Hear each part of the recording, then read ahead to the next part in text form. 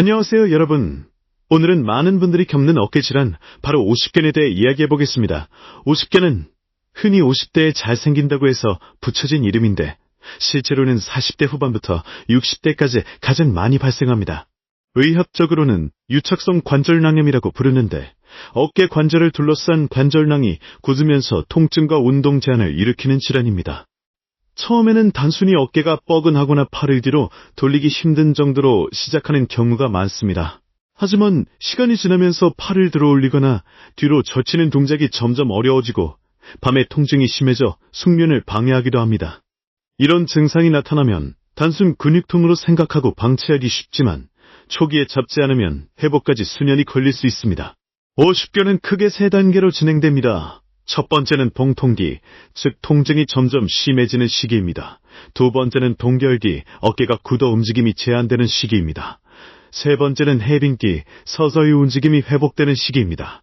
문제는 이 과정이 몇 달에서 길게는 2년 이상 걸릴 수 있다는 점입니다.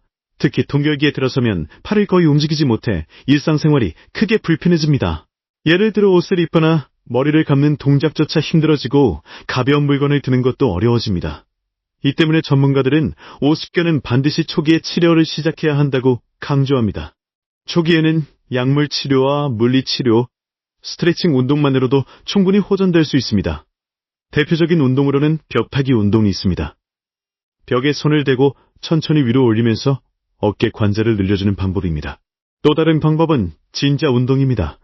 허리를 숙이고 팔을 늘어뜨린 상태에서 작은 원을 그리듯 흔들어주는 운동입니다.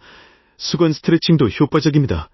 수건을 뒤로 잡고 위아래로 당기면서 굳은 어깨를 풀어주는 방식입니다. 이런 간단한 운동을 꾸준히 하면 관절낭이 점차 유연해지고 통증이 줄어듭니다. 하지만 증상이 심하거나 6개월 이상 호전이 없으면 주사 치료나 수술적 치료가 필요할 수 있습니다. 주사 치료는 소염 진통제나 스테로이드 주사를 통해 염증을 줄이고 통증을 완화합니다.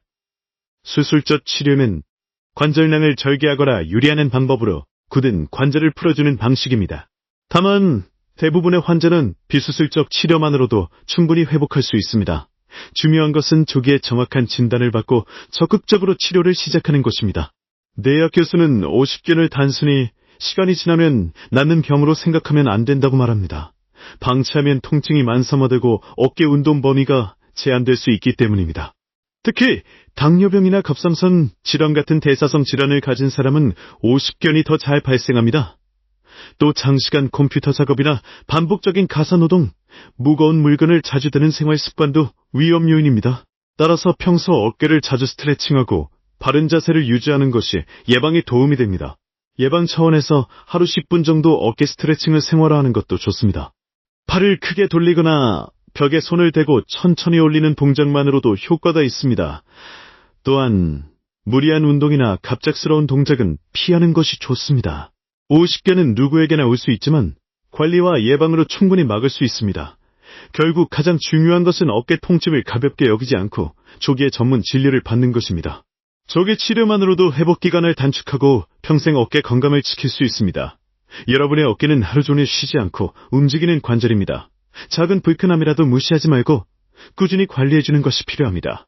오늘은 오십견에 대해 알아봤습니다. 혹시 지금 어깨가 뻐근하거나 팔을 뒤로 돌리기 힘들다면 단순 근육통이 아니라 오십견의 초기 신호일 수 있습니다. 이럴 때는 바로 병원을 찾아 정확한 진단을 받고 꾸준히 운동과 치료를 병행하는 것이 좋습니다. 여러분의 평생 어깨 건강을 위해 꼭 기억해 두시기 바랍니다. 오늘 영상이 도움이 되셨다면 구독과 좋아요 부탁해요.